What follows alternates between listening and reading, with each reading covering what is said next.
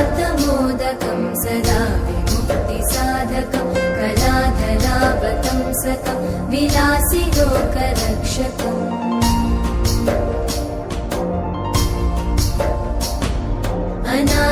अनायकैकनायकं विनाशिते भदैत्यकं नताशुभाशुनाशकं नमामि तं विनायकम्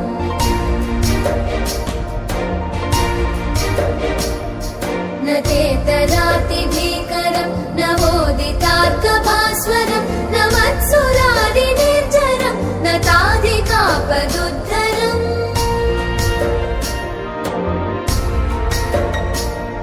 सुरेश्वरं निधीश्वरं गजेश्वरं गणेश्वरं महेश्वरं तमाश्रये परात्परं निरन्तरम्